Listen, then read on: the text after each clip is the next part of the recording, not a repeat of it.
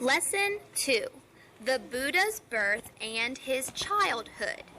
Paragraph 1. Over 2,500 years ago, the Sakyas were a proud clan of the Khatiyas, the warrior caste, living on the foothills of the Himalaya in modern Nepal. They were ruled by a wise and powerful king called Suddhodana, who founded his capital at Kapilavatu. His wife was Queen Maya, daughter of the Kolyas. So far, they were childless and were longing for a son to complete their royal happiness. One day, the queen realized that she would become a mother. According to their custom, she asked the king's permission to return to her parents' home in another city, Devadaha, for the childbirth. Midway, the queen desired to rest for a while in Lumbini Park, a wonderful garden where flowers filled the air with their sweet odor, while swarms of bees and butterflies were flying around, and birds of every color were singing as if they were getting ready to welcome the queen. As she was standing under a flowering sala tree and catching hold of a branch in full bloom, she gave birth to a prince who would later become Buddha Gautama, the enlightened one, the great master of gods and men. All expressed their delight to the queen and her noble baby prince.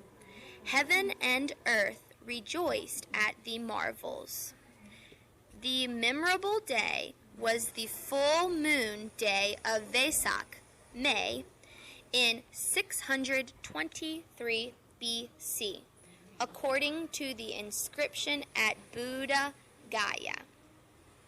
On the naming ceremony, many learned Brahmins were invited to the palace.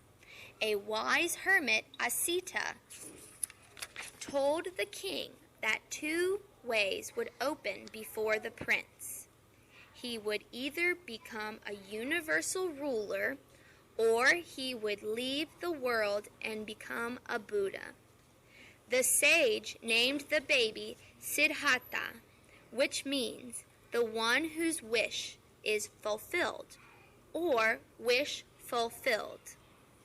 At first, the king was pleased to hear this, but he was later worried about the statement that the prince would renounce the world and become a homeless hermit. In the royal palace, however, delight was followed quickly by sorrow. For 7 days after the childbirth, Queen Maya suddenly died. Her younger sister, Payapati Gautami, the second queen, became the prince's devoted foster mother, who brought him up with loving care. The little prince grew up to be a lovely character in spite of every luxury around him. He was kind, gentle, pure, and very intelligent. He received an excellent education as a crown prince of the warrior caste. His education consisted not only of all the knowledge for the wise, including the 4 Vedas, but also of all arts of warfare. The young prince amazed all his teachers because of his intelligence. He learnt everything in a very short time. To sum up, he was quite healthy, kind-hearted, and skillful, but at the same time, he was very thoughtful.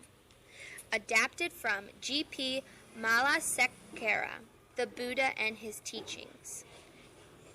Dhampada, verse 194.